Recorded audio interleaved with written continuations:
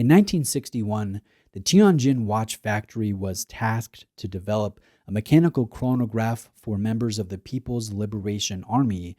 This is now known as Project D304.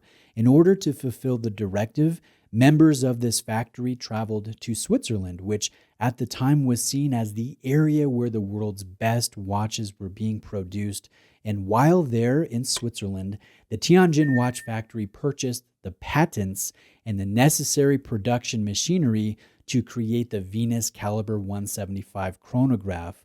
Now, they returned to China, and after 2 years of further development, during which more than 30 prototypes were created, the Tianjin watch factory unveiled the Seagull 1963 chronograph. Now, this is an aviation chronograph, and the first production units were very limited in number, and they were only given to higher-ranking military officers and various party members. But over time, the production increased, and the model became the issued watch for the Chinese Air Force. Now, in front of the camera today is the modern reissue of that design.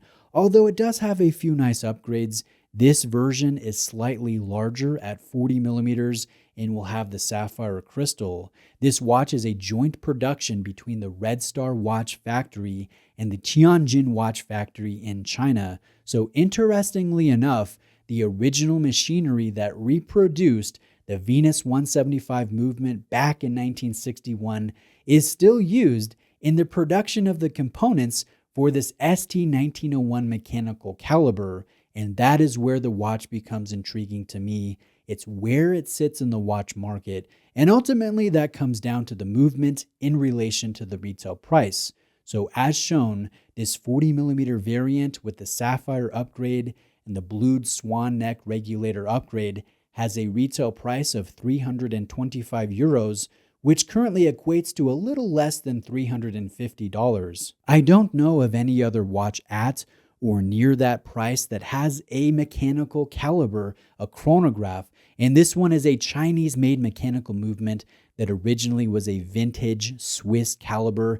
This movement has 21 jewels, it beats at 3 hertz, carries a power reserve of 42 hours, and has a blued column wheel. The actuation is clean, it's crisp, and as far as complications go for chronographs, I always prefer a mechanical to an automatic just for aesthetic purposes. I think there is something alluring and appealing at looking at the various gears, the jewels, the plates, the components that will be unobscured by a rotor, especially when the complication is in action.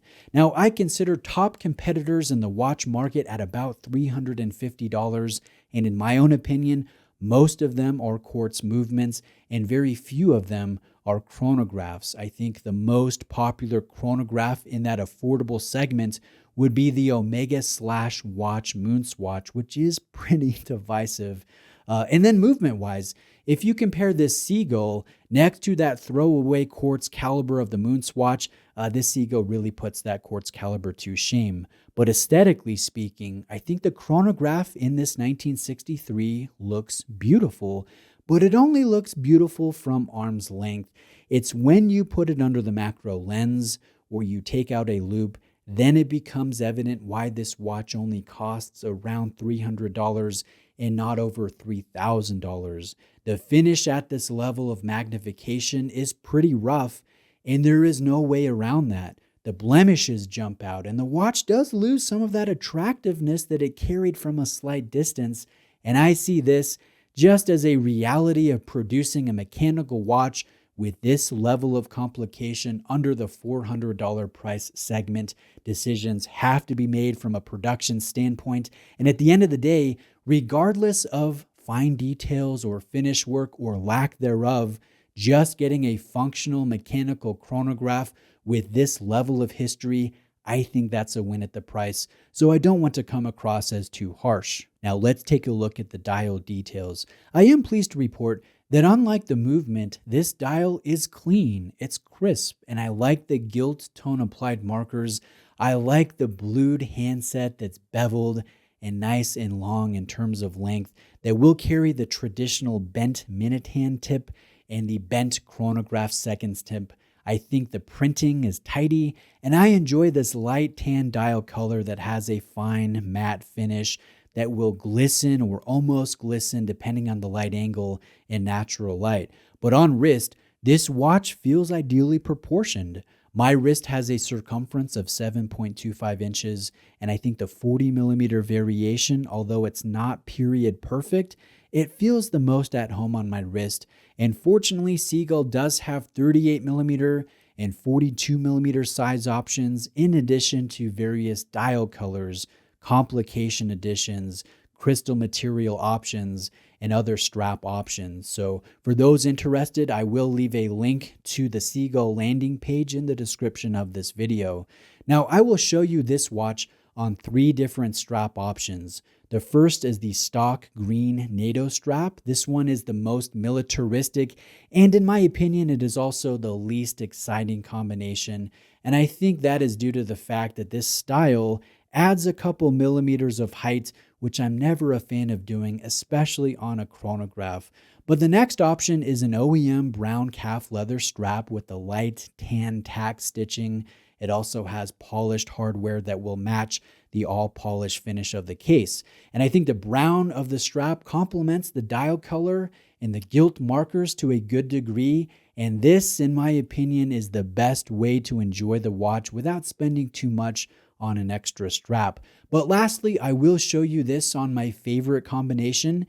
This is a Milanese style mesh that is my go-to whenever I come across a versatile case that I haven't found a winning combination for yet. I put it on this mesh, and it adds weight. It adds a little bit of light play, and I think it adds to the presence. It helps the watch feel like a slightly more premium product that should cost a little bit more than it does. But in summation, allow me to reiterate the positive elements as well as the negative elements. I enjoy the size here. I enjoy the dial details. I enjoy the presence on wrist, the proportion, and the impressive nature of a Swiss-designed column wheel mechanical chronograph, all for the inclusive retail price of just under $350. I don't think there are any watches, at least off the top of my head, that are like this in the market. But as far as negative elements go, I think this watch could benefit from some good applications of ARC, and I also think if you buy this on the NATO strap, just be prepared to play with strap options and spend a little bit of money getting a nice leather or a nice mesh just to take the overall level of satisfaction on wrist up to the next degree. And then lastly, I will again mention the rather rough finish work on a macro level in terms of the movement. But again, I don't consider that a deal breaker for this specific retail price. Now, who would this watch be for?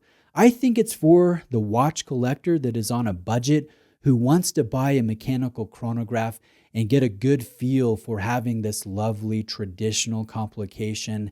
And I also think it makes a good gift or an early purchase to the budding watch enthusiast, something that won't break the budget, but it will bring those traditional details, elements, and components to the table, and hopefully put that individual on a path away from fashion watches and away from smart watches and into that lovely, winding, enjoyable road that is traditional mechanical watches with nice complications. So please let me know if you have any specific questions, and I will do my best to answer those in the comment section of the video. I hope you have felt that I have been fair and balanced in this presentation, because that's always a goal of mine. I would appreciate your subscription if you haven't done so already. I hope you have a great day, and I'll see you next time.